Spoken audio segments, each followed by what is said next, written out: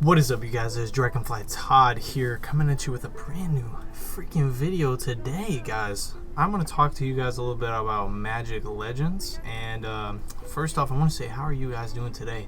Trying to be your friendly neighborhood simp. Anyways, guys, so I did a little bit of brainstorming. Been basically just trying to figure out exactly what I want to do for this video today, and I'm trying to, get a little bit back in my groove, upload here and there. So basically, guys, today I just got like a few little notes here about what Magic Legends, kind of how that's been going. And I know if you watched my last video, you saw where I was talking, kind of like these guys are fucking up, dude. Like, they're doing like the wrong thing. Like, they're monetizing everything. Like, why do you got to do that? But there's still a little bit of hope of this, for this game in my heart here. And so basically, got a little bit of confirmation that players will be able to actually customize, like, their own body type, their race, their skin color, and their clothes and armor and different things like that.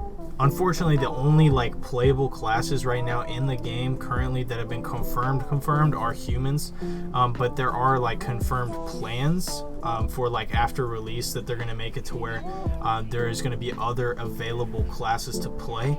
I'm kind of scared right now, if they're going to be fucking doing some like monetization. But with that being said, I mean, like, a lot of different games do this too. Like, yeah, it pisses me off because I don't want to spend money. Like, I'm kind of cheap. But like, why? Please.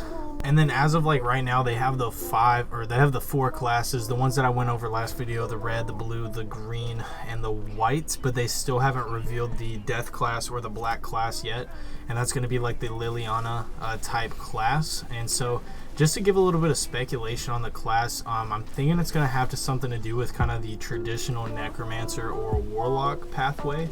I know Skyrim, like ESO Online, did do like a necromancer, like you have to buy the pack or whatever to get that class. Hoping they don't do it for this one, because like at least they should have all the 5 main playable classes free. But I'm hoping maybe, because there are like different ways that they can do it, where they can have like different guild classes, so they can mix like the red white for Boros, the green blue for Simic, and the like the white black for Orzhov, and like have different classes.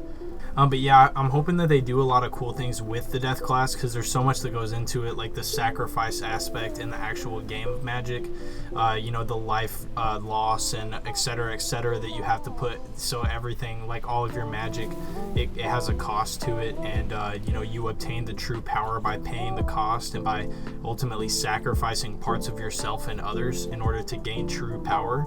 So like that, I feel like they could really run wild with the class, and I'm hoping that they do a good job on it.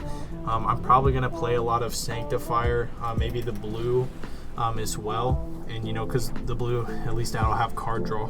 And just a little thing that I found out actually about today, a little bit on the combat notes. So on my last video, I said a little bit about the spark.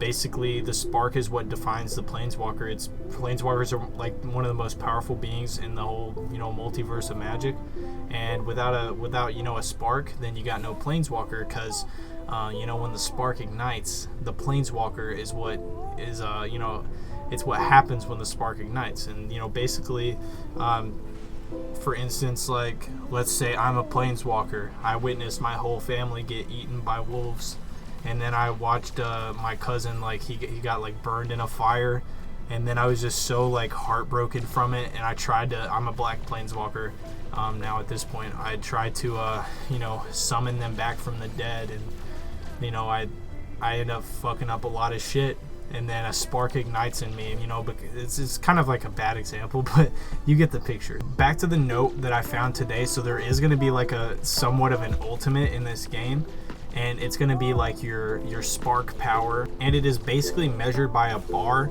and once that bar is completed, you can pretty much like do like an explosion type thing. I know I saw a little bit of stuff about how it's going to be like splash damage. It's going to go on for a certain amount of time. But basically, this ultimate can like really change like the way that the battle goes, the way that whatever enemy you're fighting, you know, interacts and continues the battle. So it's going to be a big moving point, and it's going to be a big part of combat in the game. And like I said earlier in the last video, the combat system is looking pretty good. Hopefully we're not going to have to buy fucking like moves and shit, but I mean, you know, it's pretty cool. I like the customization. I'm hoping they go really deep with the customization, because like if I'm gonna make a planeswalker, I want to be able to customize. And I mean, Wizards of the Coast is like you know, the people who made Dungeons and Dragons, like they're known for like customization and characters like in Dungeons and Dragons. So like, come on, please. Anyways, I hope you guys did enjoy this video.